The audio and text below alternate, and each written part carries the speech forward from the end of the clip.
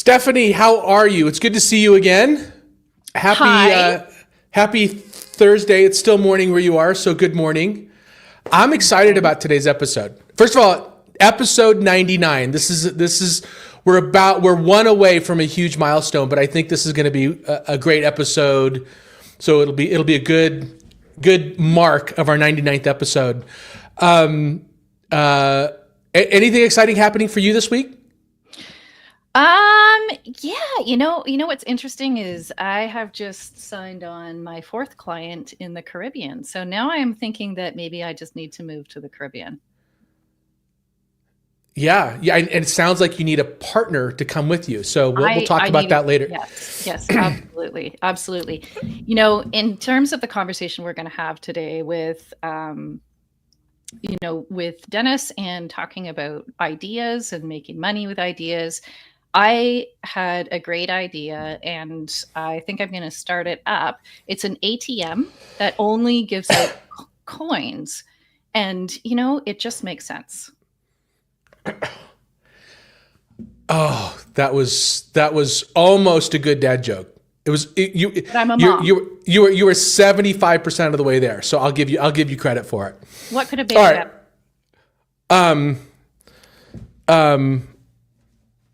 I think the delivery was off. If I'm being honest, I think you just don't have that dad timing yet down. All right, so kicking this off, what if the difference between a $1 billion idea and a $1 billion mistake isn't the idea itself? Studies show that 42% of failed startups die because they built something nobody wanted, yet Instagram sold for $1 billion after just 13 employees worked on it for 2 years. The founder of Pandora raised $300 million and worked for 10 years before barely breaking even, while WhatsApp sold for 19 despite being rejected by both Facebook and Twitter for jobs just years earlier. Brian Chesky, the co-founder of Airbnb, was once admitted, "We had no idea if this was going to work. We were just trying to pay rent. The fact that people were willing to stay in strangers' homes seemed crazy to everyone, including us." Now, today on How to Founder, we're going to be talking about turning ideas into billion-dollar businesses. I'm Anthony Franco. With me is my lovely co-host, Stephanie Hayes. And today we're introducing somebody I'm really excited to talk to. Serial entrepreneur Dennis R. Mortensen has turned 4 bar napkin concepts into successful company exits. Now working on his new venture, Launch Brightly. This Danish board founder who conquered New York's startup scene has mastered the art of spotting billion-dollar potential in everyday problems, and he's about to reveal exactly how he does it. Dennis, welcome to the show. Good to see you. Thanks much for having me. Appreciate it. Of course. All right, I'm gonna kick the conversation off. Obviously, you built a bunch of successful companies, each starting with an idea that could have been dismissed as simple. What separates a napkin sketch that becomes a $1 billion business from one that becomes an expensive lesson? It's a good question. And you gave me that up front. So at least I had 2 weeks to kind of think about it. But I also kind of believe if we are fair, honest, and true to each other, there's not a single answer. If there was an answer, we wouldn't be sitting on this particular podcast chatting about it. We'll be out in the real world trying to figure out how to invest in people because we had some version of how one gets from 0 to 1. I do think, just as you alluded to, there's some pointers where you can at least allow yourself to not walk in the wrong direction. And over the years, I've tried to, at least personally, put some process in place so that when you do get started, you can at least increase the probability of not dying the next day. Perhaps you die the next year or 4 years. But at least you try to kind of increase that probability. And I think I'll give just some hints here, then we can drill in on whatever you want, but it's a little bit of a scatter plot. I think the first one should be to try at least to get married to a true, honest, novel pain. Plenty of people, and we all know this, we're all geeks, right? I find it very easy to fall in love with technology or some new kind of shiny thing for where, I can just sit around and hack on my PC with a bunch of Diet Cokes and be happy. But if you can somehow find something that is truly a pain, for where that will forever be true, then you can figure out, tons of ways to solve it. You might not be the smartest, quickest, most financed person to do it, and you'll die along the way. But at least what you tried to solve was true. So that, I think, is the very beginning of it. Now, on top of that, if you can also find something for where you have an intimate relationship with the particular pain you're trying to solve. Best of all, of course, it's the pain you have. I think I don't need to speak to anybody. I can just close my eyes, and I can immediately empathize with the particular pain that we're trying to remove. Sometimes that is not the case. You're trying to solve something in a particular vertical where you don't kind of work in that vertical, but you can certainly do enough user studies to kind of figure out why is it that they can't solve the thing they're trying to solve. But if somehow you stumble into something where I am also a user, I'm also a customer, I think you're off to a good start. I'll go one more start, and we can attach that. Then I think of the many things you do before you start is you to try to figure out ways to kill your idea. I think that should be your most important set of activity. Most of us will kind of have the whole, hey, Anthony, Stephanie, come over to the apartment. We'll kind of spend a couple of days, whiteboard, pizzas, some beers, kind of massage the idea into place. Now, I want the opposite. Come to my apartment and shit on my ideas and dreams for 3 days straight, because it will be way cheaper if we kill it this weekend than me trying to kind of work on it for the next 4 years. So I try to put in place a ton of friction. But if I can somehow survive that friction, hey, there might actually just be something here. But we were unable to kill it, which would be the finest thing we can do. And the funny thing is, I've had plenty of little babies, aka ideas, that we've killed that I still dream of. I said, I should go back and revisit. I said, that was an awesome idea. But somehow it didn't survive the spectacle of having a set of experts and friends come in, spend multiple days with me trying to kind of see if they can kill it, which is their only purpose. And I'll be the only defender. So that has certainly helped me over the years to increase the probability, head off with a little bit of headwind, and not kind of die immediately. Not that we have. So there's no formula. There's no formula for success here. Like you've had 4 successful exits. Mm-hmm. You would think that you would have more certainty around your ability to pick winners over not. And you're saying no. All you can do is increase probability, but you can't guarantee success. Absolutely. And I think when you increase probability, it's not one for where, Anthony, Dennis team up. Our probability is an 0.8 at this point. We kind of squeeze it, research, work, add friction. We're now at 0.9.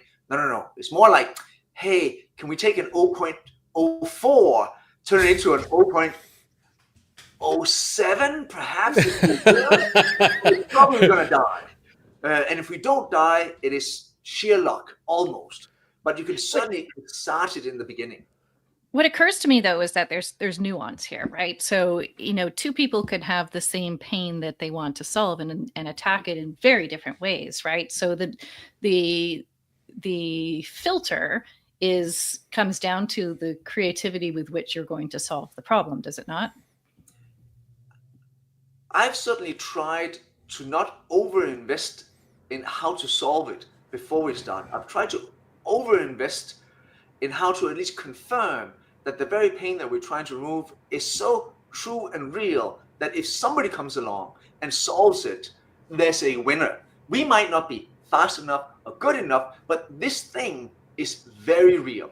If we can overcome that part, I'm not very kind of worried about the solution. If you're slightly entrepreneurial, you'll have 1,000 ideas, or certainly a willingness to experiment and try things, throw them away, try other things, keep some of that, work on something else. So that part is, for me, not where you win. I think you win way more on picking the right thing to work on very early on and having something for where you never fall in love with the solution itself. All right, so easy. I want to ask you a question. So I want you to take a personal example and walk me through it. So launch brightly. Mm-hmm. Before you tell us what it does, which I know you're dying to do, I would be anyway. tell me what pain, how did you come to the pain, and how did you try to get what were the things that tried to kill it? Like, talk me through that process of, I identified this pain, and this is what the process looks like of me trying to kill it. So I would love to kind of turn this into a 4-hour seminar, mostly just because I love my own little process and I find the whole thing kind of semi-romantic. But just, again, a few pointers. I, or anybody, again, slightly entrepreneurial, will kind of walk around, interact with things in the universe, and find things, to put it politely, suboptimal.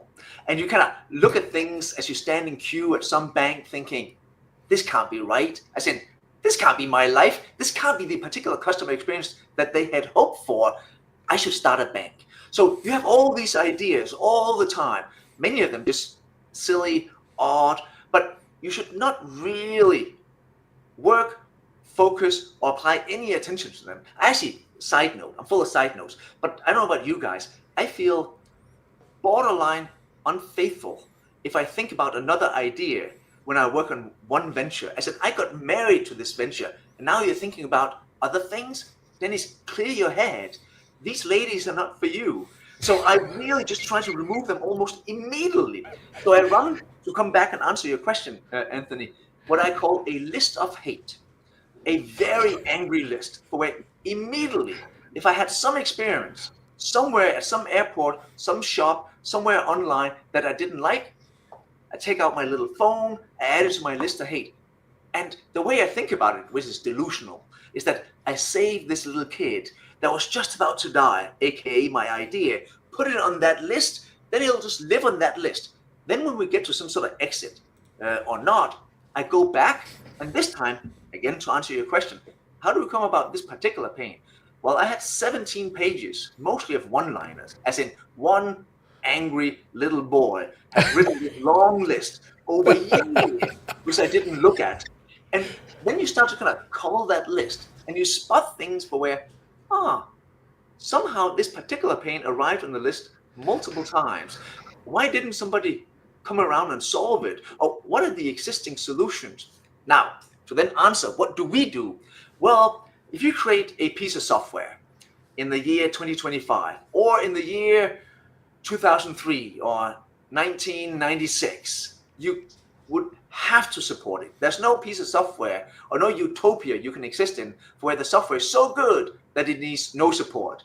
Sure, some people can intuitively figure it out, but there's just an amount of support that comes attached to it. The way you support software today is that you put a help center in place. Here's 300 articles. Each article is chock full of kind of screenshots of your product so that people can figure out how to add a new user, how to add two-factor authentication, how to kind of sort this table, how to do all of the good things which you assemble in your piece of software. Now, software, given kind of the engineering velocity we have in this day and age, moves fast forward, as in people push things to production on a daily basis. So the software just moves forward, click, click, click, click, click, click. Your support content is static. Rotten, really. So what we built is this automation platform where we can log into your piece of software, take 1,000 screenshots of all your features, log into your Zendesk or Intercom or HubSpot, scan all the articles, do a diff on the images you have in those help articles. If they've changed, then we'll go update them and then run this little automation script every Sunday night. Why is that interesting? Because there's a Dennis or Tim or Tina sitting somewhere managing 1,000 articles with 4,000 kind of images doing this manually. What if you can take that kind of 80K or two-person 160K plus overhead, that's 200K, and turn that into a 25K contract? Well, then you might have a business. And just brought the team back together. We've been in that basement for the last, year and a half, just launched the version 1, signed up third customer, enterprise customer this week. So off to a good start. So what was the pain? What was the pain that was written down for this problem? How did you write that pain down? The pain was very cruel, but in nicer wording, it was the disappointment of a founder looking at his tool having moved forward, and the way we support and promote it living in the past. If anything, my job is to oversell what we have, certainly not undersell it. I need to sell a picture of what the future might look like, but all my support material was from 4 months ago. And it's just, I hate it. Like, I fucking hated it. Like, it hurt. Like, we've done a ton of good stuff, and then we have this old shit kind of showing to the world, not cool. And I'll walk around, kind of speak to whoever was head of support or whoever agent was in charge of doing that. But Dennis, come on, what do you think? 10 minutes to take a screenshot? 5 minutes to update it? Yeah, it's only 15 minutes. Well, we have 1,500 screenshots. Ooh, okay, so that's 15,000. Oh, that's 22,000 minutes. Damn, now we're talking multiple months to update it. Yeah, but what if I spent 2 months? Then we're already kind of 2 months late. Yeah, I have to do it again. Yeah, that doesn't compute. So I just accepted the fact that this doesn't work with humans. And then it went onto my list, didn't think about it. But you wake up one day, you look at the list thinking, nah, I'm going to solve that. That little particular pain, I'm going to solve that. It's interesting. It's not only a pain. What's interesting about that pain is it's not just a pain for you as a founder. More importantly, it's a pain. Like, how many times have I tried to figure out how to do something on Facebook, and I go to look at a support article on Facebook's documentation or X's documentation or LinkedIn's documentation is all wrong.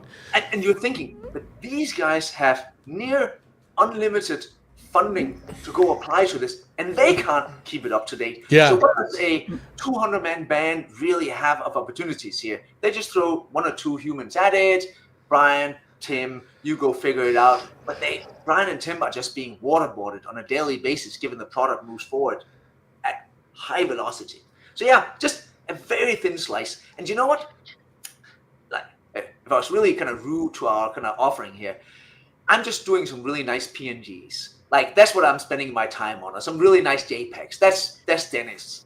But that's the beauty of it, right? And I think one of the things people do wrong is that they try to solve too big a problem. And I would rather solve a very, very slim, some of the best businesses that I've worked with have been people who had this really weird little niche thing that they were solving for or that they were trying to build, and it was very specific. And then their business, expands after that. But the specificity of how you define the problem, like there's money in that specificity. I don't know if you agree with that. You nailed it. My saying is that it's very easy to be kind of half-assed at 7 things. It's almost impossible to be world-class at 1 thing. Or you should at least try to be world-class at 1 thing. And I'd much rather people kind of look at me and say, Dennis, that's barely a feature, probably a product, not a business. Great. I said, the more skeptical you are, the happier I am. I said, I just want people to look at me and say, yeah, probably not a business, but damn, fucking good at it. Like, they nailed it. They're really the best at that particular thing. Because again, as you alluded to, Stephanie, it's way easier once you've gone mile deep and won a particular domain, however small. Expand it to the next one, way easier than being kind of inch deep, half-assed, not really good, but kind of flimsy on many things. It's funny. I'm going back to, I think my wife would describe me as half-assed good at 7 things. So, 6. Well, you're right. 7 is being generous. So Dennis, you talked. Essentially, you're talking about the idea. First of all, it needs to be your solution needs to be more of a pain pill than a vitamin. Is that a good summary of it? And then the other thing that you mentioned just before we started that I think is really worth diving into is there's a lot of pain in the world, right? But part of the problem that I see a lot of founders have is they're solving something very painful, but it's incredibly hard to explain what the hell it is that they're doing. So talk also about the simplicity of the requirement to be able to easily explain the idea so somebody else can understand it. I think I'm not an investor. I'll never be an investor. I like this side of the table. As in, I'll actually be slightly disappointed in myself if I somehow someday end up on the other side. As in, that's just not me.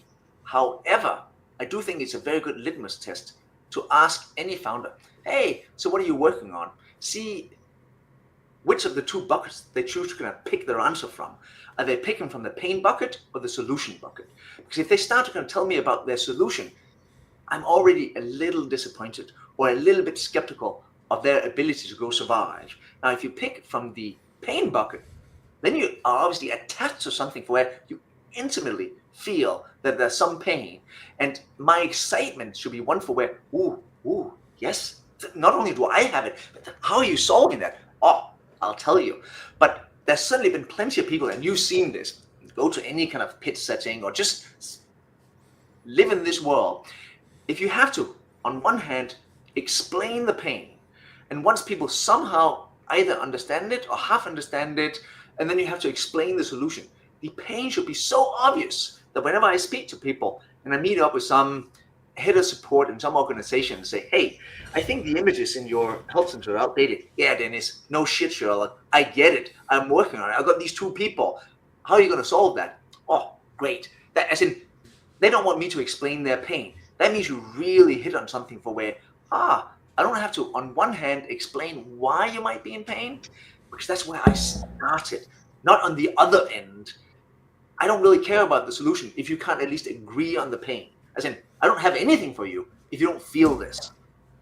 What about a situation where, and I've seen this a bunch of times too, where the end user actually thinks their pain is one thing. You know that the pain is actually something else.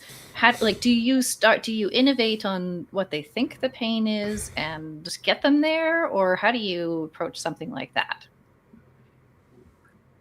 As a startup, you can solve many things, but you typically have two types of challenges.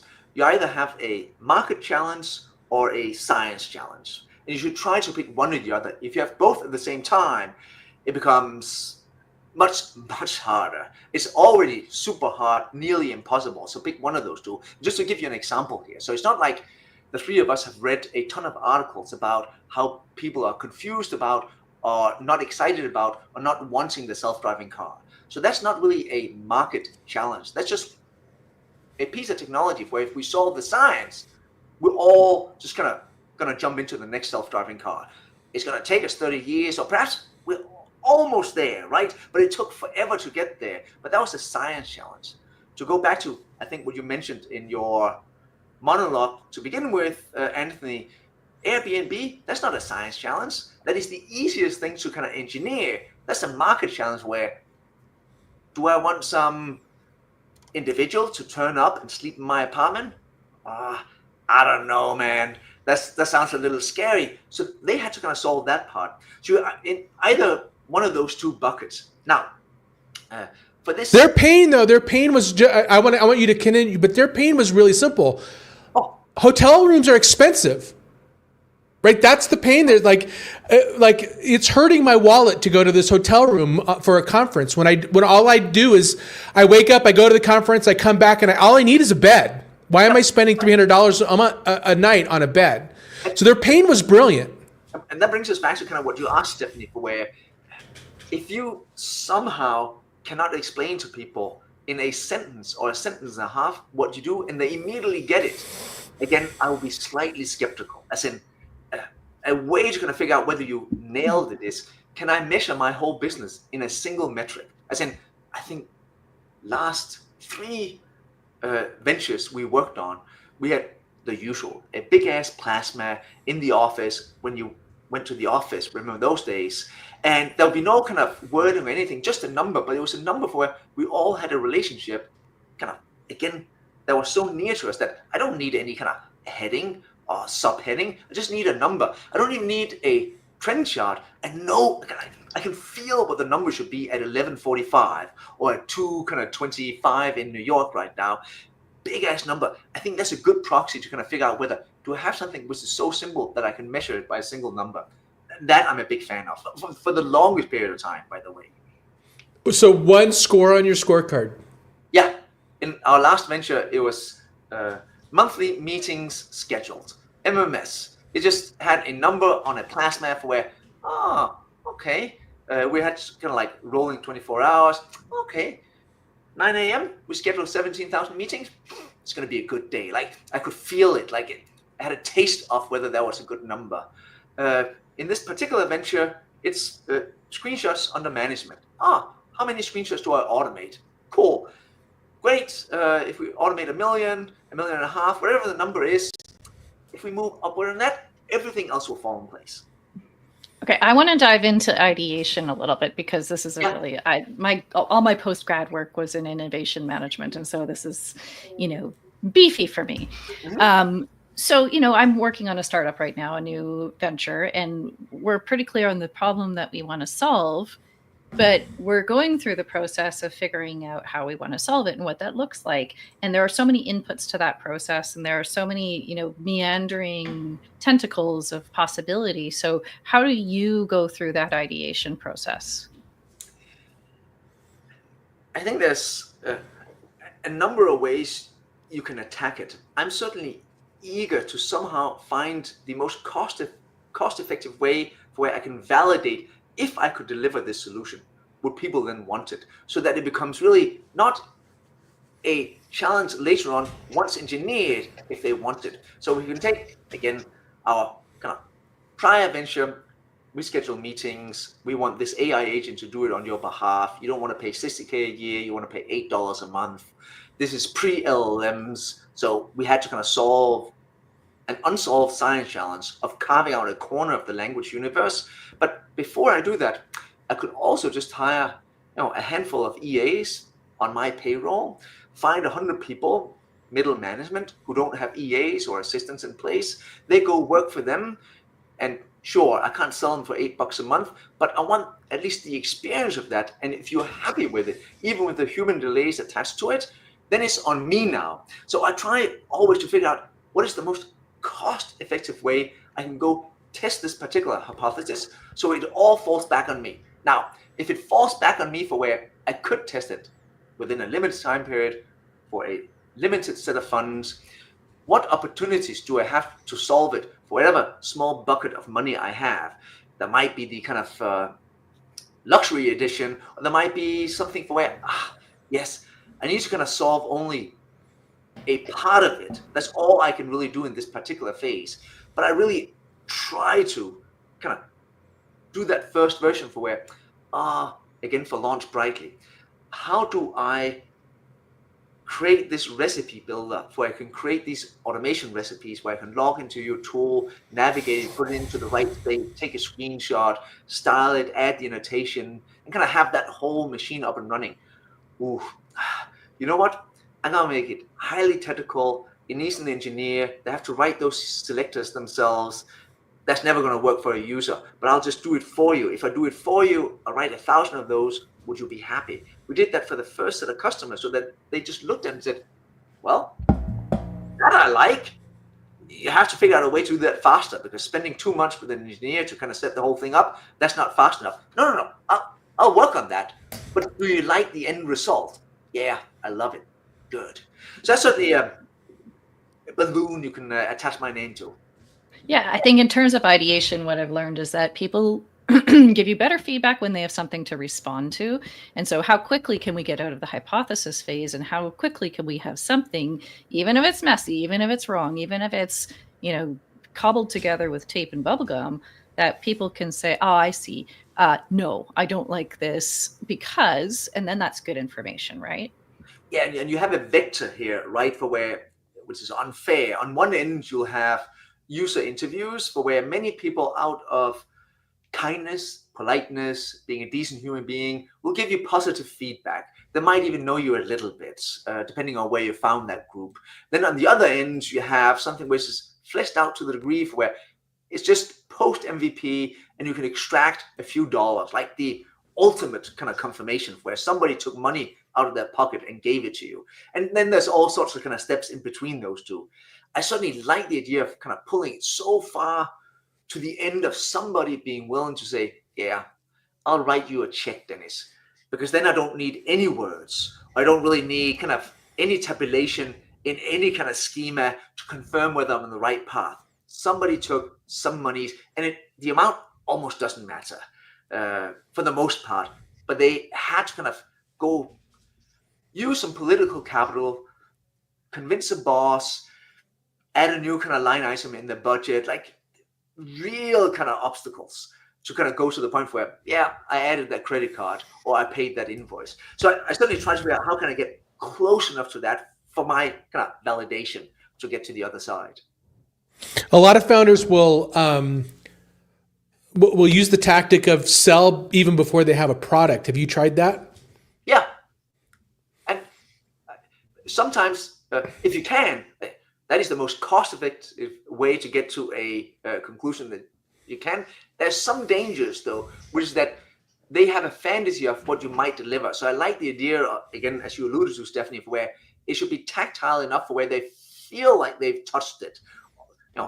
Quote, all the buttons might not work, but I can see what this might look like, how this might function once fully developed. So I'll buy into it on your version 0.8, Dennis, and we'll get you the other sides together. Selling it on PowerPoint, which I think is fair, but might just lead to kind of the false idea of you having solved it, where, I like that kind of set of things you did in Figma. I don't like what you did in the real world. Didn't do it for me. Sure, I wasted my money. Hey, okay, but I'm not going to renew for next year. So I do think there's some possible dangers attached to it. Is there some type of attribute of a person who does this well? Like, not everybody's an innovator, right? Not everyone has the vision or the experience to be able to pick these ideas out. So how do we neutralize that for somebody who may not be experienced?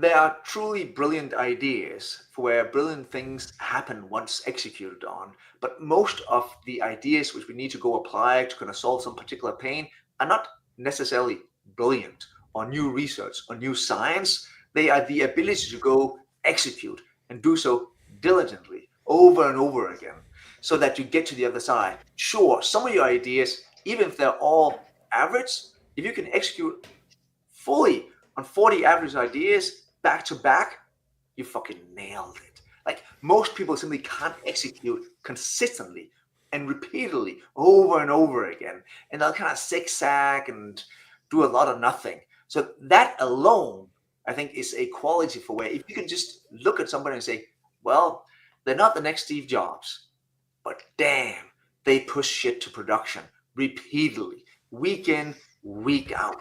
That alone will get you the other side. And I think if you want a title for that, I tend to speak about it as an unwillingness to die. If you have that in you for where, now I'll just keep updating this piece of software if you're in that particular vertical and keep moving forward. Yeah, could we be faster, smarter, more clever? Sure. But there'll be a lot of people. How do you get, so this, I think you nailed it, Dennis, and that is, we talked a little bit about the ability to identify the pain and the ability to sell it. But in reality, most entrepreneurs do not struggle with ideas, as you alluded to earlier, but they struggle with releasing, right? With putting something out there to actually have critique against. Now, you've overcome that multiple times. What do you to Stephanie's kind of question? What's that trait? What gets you over that hump? Or more importantly, what do you think causes some founders to not ever launch or to not actually get out in the world with their ideas, where they're just essentially idea engines that's all they want to do, and they just need somebody else to execute, which that never works. So how do you couple that? How do you engineer that so you're actually building real things in the real world? I do think there are some prerequisites for people who want to go about building companies. And one is certainly you having a strong sales skill. I'm a computer scientist, but if you can't sell, you're probably doomed, because your whole job as a founder is pretty much selling from day one. You have to sell yourself, sell your family, sell your co-founders, sell the first employees, sell the press, sell your candidates, sell your investors, sell the universe. It is all you selling all the time. And if somehow you get exhausted by that, or even slightly anxious, you're not going to get far. So that particular muscle, I think, if we were to kind of pick one thing that could see you disqualified, or certainly see you forced to go out and figure out, how do I go train that muscle? That is certainly one of them. And I can see brilliant, awesome engineers and friends of mine for where they jump into the entrepreneurial pool, for where I think you're not going to get to the other side. Because if you were kind of spending a week to kind of man up the bravery to do these 4 calls, it's going to be a long journey, dude. Because you're going to be selling a lot of people all the time, and you're going to be not just slightly uncomfortable, but very uncomfortable during all of it. So that's certainly one muscle, I think, which is a good indicator of where you can early on possibly spot whether this is going to work or not. I actually struggled with sales early on in my startup career, and there was nothing like not being able to make payroll that helps you build that muscle really fast, right? Yeah. So when somebody, in hindsight, now people would say that I'm good at sales. I'm like, no, I hate sales. But in reality, I've built the muscle up to where it's not a heavy lift anymore. So I totally agree with you when you say the fact that entrepreneurs, founders especially, not only need to sell, but usually are the best salesperson. If they're involved in sales at all, they're the best salesperson for multiple reasons, right? People confuse it with the idea of, I don't want to be an SDR or an EA or part of some sort of sales part. That's not the point. That's not what I think the three of us are saying here. It's just that your job is a sales job, but you don't have to be a traditional salesperson to that. It's about telling the story, right? Like, it's the narrative. I should be, of all people, the most enthusiastic about what we have to offer. And if I can't sell it, nobody can. Sure, we'll get some pro salespeople in at some point who'll build a sales funnel and a sales process and a machine in place and a kind of some books for where we can kind of do this repeatedly. But that's not the point. Dennis needs first to go out, close that first 10 if you're in B2B, or if I'm in B2C, that first 1,000 users or whatever it might be. That's on me. And if I can't do it, it's not going to happen. I totally agree. And people don't mind. As in, again, people say, I'm not good at selling. Oh, they don't even want salespeople. What they want are people to turn up at their office, telling them a good story on some super exciting tech. Like, they'll lean in on that all the time. And they don't mind that you're a kind of a geek or whatever. Today was a good day. I didn't have to speak to a salesperson. I spoke to a founder. But it's on you. That's great. Well, I feel like we could dive down this. Like you said, we could make this into a 4-hour conversation. But in the awareness of time, I'm going to jump. Are you ready for the speed round?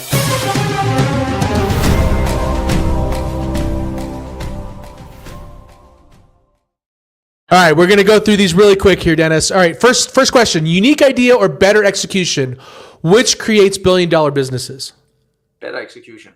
Solve a big problem poorly or solve a small problem perfectly? Which scales faster? I go for perfectly. I think most people would disagree with me, but I'm going to die on that hill. Okay.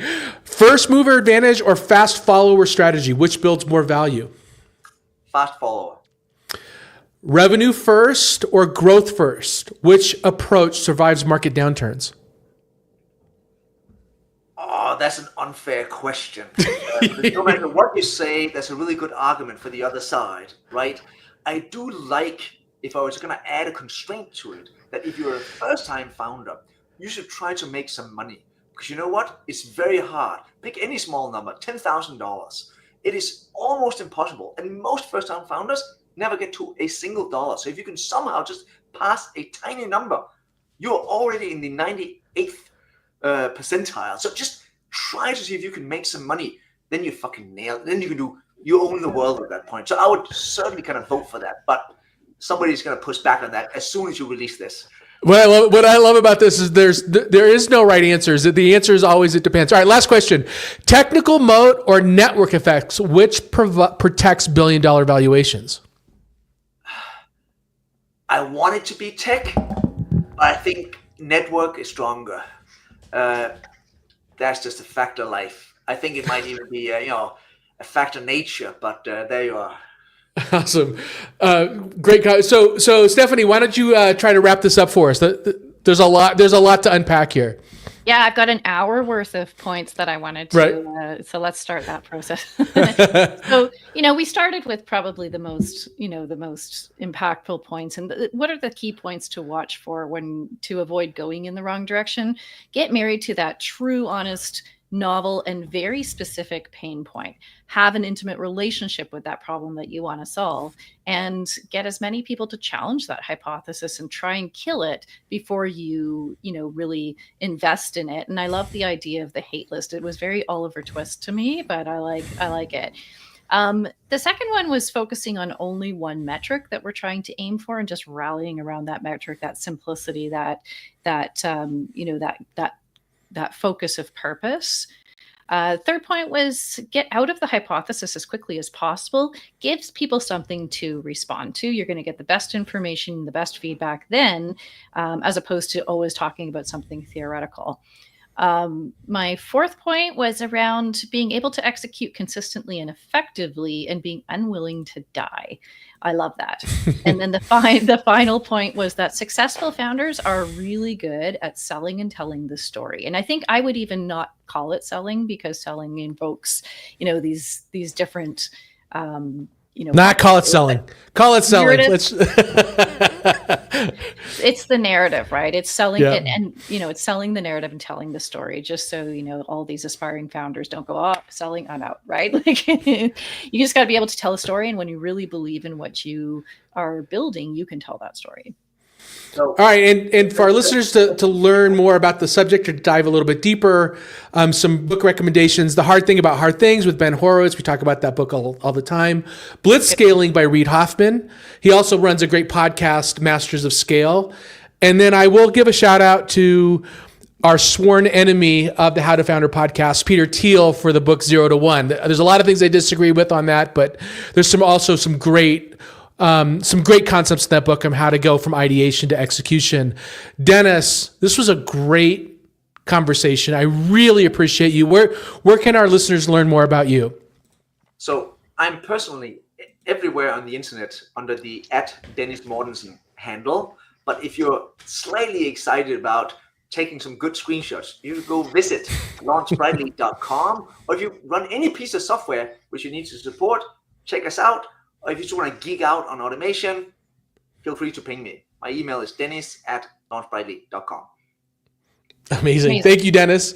Stephanie, we will next week. You're going to be chatting with Chris, with John St. Pierre on. We're going to now talk about going from ideation now into scaling. Like, how do you scale fast and smarter with John? I'm looking forward to that. For all of you listening, please follow us on howtofounder.com, and you can follow me on LinkedIn. Stephanie's on LinkedIn as well. Until next time. We'll check you out. Thanks, guys. Bye.